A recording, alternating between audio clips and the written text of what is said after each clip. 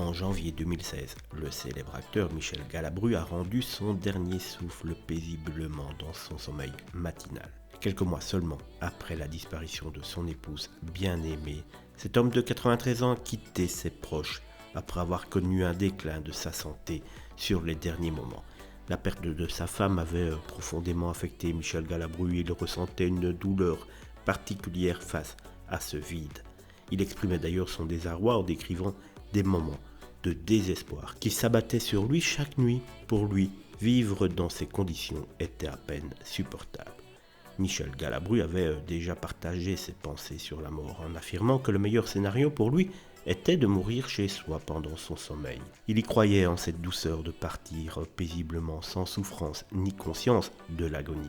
Ainsi, il a donc pu réaliser ce souhait, rejoignant son épouse dans un sommeil éternel. La souffrance causée par la solitude et le chagrin était profonde pour Michel Galabru. Il traversait des nuits sombres, confronté à une peine insupportable.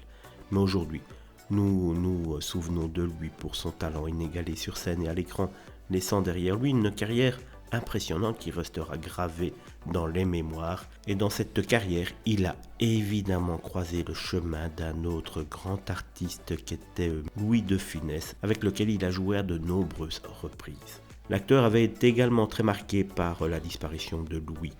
Très lié à son ami du 7e art, l'acteur avait porté un lourd chagrin en apprenant sa mort en janvier 83. D'ailleurs, sa fille s'était souvenue chez Michel Drucker du jour où Michel avait appris le décès de Louis de Funès.